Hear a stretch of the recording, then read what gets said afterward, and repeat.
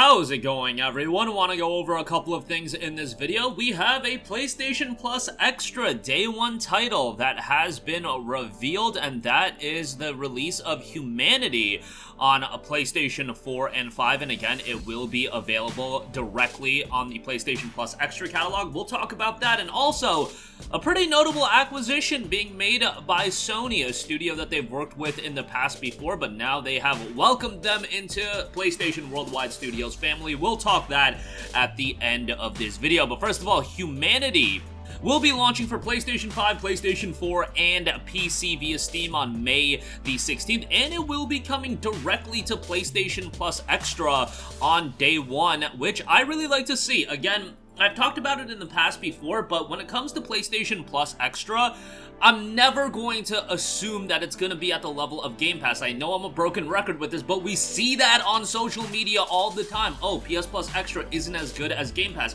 I have said several times that Game Pass is one of the most disgustingly great values in all of gaming. If you have a gaming PC, if you have an Xbox console, you owe it to yourself to sign up to Game Pass. The value is just absolutely fantastic. But if PlayStation Plus Extra can offer something that's still compelling, you know, titles that people do want to play, it can still be a nice service. And with additions of games such as Stray back in July, Chia a few months ago, and now we have Humanity as well, these are the games that I would like to see as a part of PlayStation Plus's game catalog. And the fact that this game is going to be dropping on May 16th, I would imagine the rest of the extra catalog will be updating on May 16th as well. So you can also, you know, read between the tea leaves and come to that conclusion as well. If you're not familiar with the game, it is being published by Enhance. It is noted to be a unique blend of puzzle solving and action platforming play as a lone Shiba Inu charged with commanding massive marching crowds to the goal in story mode or browsing a wide array of user-made levels crafted via the in-game stage creator. A game that I don't know how everybody is going to be receptive towards it based on the fact it does look like an incredibly unique and quirky game, so I can obviously see not everybody being completely all aboard on the game, but there was a demo available a while ago, and by the way, the game can be played in VR as well, so that is something to note. In Humanity, you control that glowing Shiba Inu, placing commands on the ground for a giant marching horde of people to follow, make them turn, jump, float through the air, swim, climb, all to reach the goal in each stage. The game gradually introduces these mechanics and more, combining them with each other and new elements to ramp up the challenge as you go further. Curious to know more?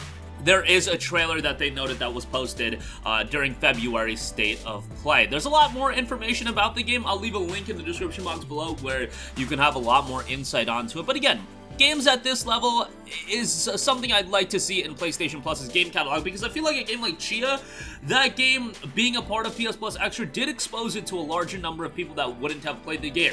I can understand, you know, God of War Ragnarok, not gonna need that push. It does not need to be on a subscription service. You know, would I like to see it on a subscription service?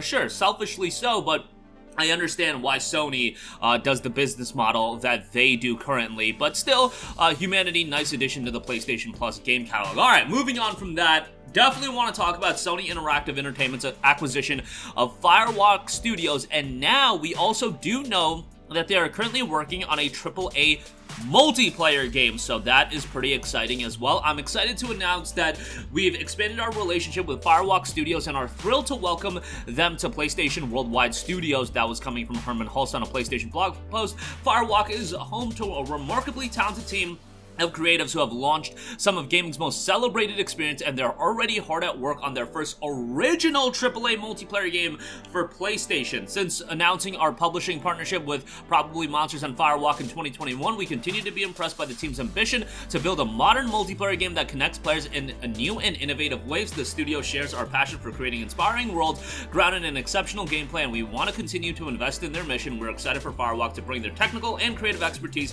to PlayStation Studios to help grow our live service operations and deliver something truly special for gamers. There's a link here post that is also coming from Firewalk Studios studio head Tony Hsu and game director Ryan Ellis on the acquisition. I'll just read a little excerpt from it. Today, we're taking the natural step and joining PlayStation Studios. We've worked closely with Herman and the very talented team at PlayStation for years, helping to make our new game even better. To join PlayStation Studios is to formally become part of a family that has produced many of the most storied games of our age, and we are honored. We want to thank everyone who supported us along the way and those looking forward to our future. It's been an incredible journey thus far, and again, you can read the entire post that was coming from Firewalk in the description box below. I'll leave a link to that. Now, I saw, definitely some excitement that Firewalk Studios is being acquired, and, Sony continuing to acquire different studios. You can have your opinion on acquisitions. This is a studio that I think was to be expected to join PlayStation at some point, and it's not something that's completely crazy. And I know that there is a little bit of concern about the fact that the live service word, like, immediately that is going to scare a lot of people. The word live service, I think, has just scarred some people. That's just how multiplayer games are monetized these days. Like, I think if you're going to get a true multiplayer game release, like, that live service component, there's going to be a level of that in the game anyway. It's just, I know some people look at live service and they're completely scarred, as I mentioned, but yo, I am excited that Sony's investing more so into, multiplayer titles. I think that's always been, for the last while now, that has been their glaring weakness. They do not have a lot of really compelling multiplayer experiences. And yes, I can be a broken record about the fact of, you could give me a Killzone 2 remaster and I'll shut up for the next decade and I'll just go play that. Or a Killzone 2 full-on remake and I'll go play that. But obviously, they do want to establish a lot of compelling multiplayer experiences. It's just the idea of a multiplayer game. First of all, I would not leave this as a PlayStation 5 exclusive. I would put this on PC as well, right out the gate. I know that Sony's MO these days is to release a game on PlayStation and then a few years down the line, you bring it to PC.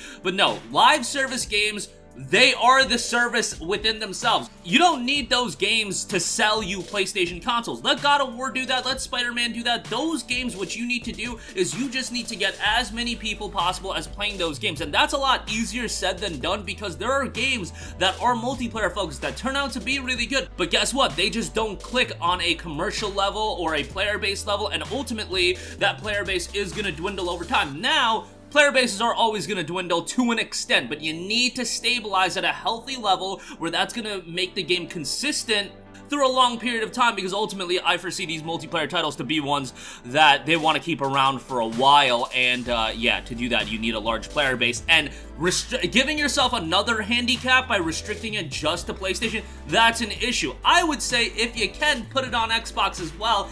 Are they going to do that? Probably not. They're probably not going to do that, but I would implore them to put it on PC as well, because that is going to revitalize the game. You know what we've heard about as far as these live service games that are in development? Last of Us multiplayer project. I'm not kidding. I put that on PC day one as well. The Horizon multiplayer project, PC day one. Those are the types of games you really need as many people playing it as possible. I get it that maybe they want to hit this middle ground of not putting it on Xbox. Fine, whatever.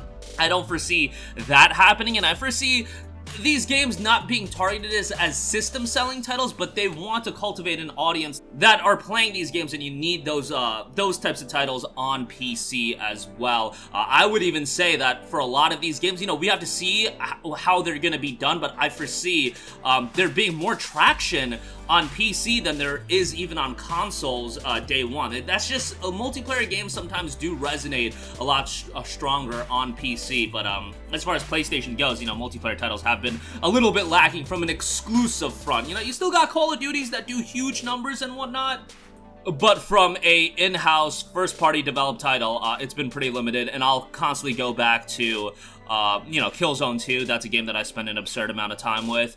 Even SOCOM, like SOCOM 4 I think was kind of underrated. Unfortunately, I think SOCOM 4 came out right around the time where the PlayStation 3 went down for a month, so yeah, that game kind of got its legs cut underneath it. But that'll do it for me. Again, Humanity dropping on PlayStation Plus, the game catalog extra, day one, May 16th. Love to see that, want to see more of that, especially for a game like this that is so super quirky that a lot of people probably would look at this game and be like, yo, what is this? But the fact that it's a day one plus launch title, okay, now we're cooking. And Firewalk Studios, acquired by Sony, looks like Sony's going to be investing more into multiplayer projects, which I've been asking for years and years now, so that's good to see. That'll do it for me. Sound off with all of your thoughts in the comment section down below. Thank you for watching, and goodbye. Hey guys, we hope you enjoyed the video, and if you did, make sure to hit the subscribe button, and if you're already subscribed, do us a favor and hit the bell icon. This way you'll be notified whenever we post a new video. That's the best way to keep up with all of our uploads, and we usually try to upload 2 videos a day. And with the bell icon hit, you'll be notified whenever we do upload a video. As always, thanks for watching.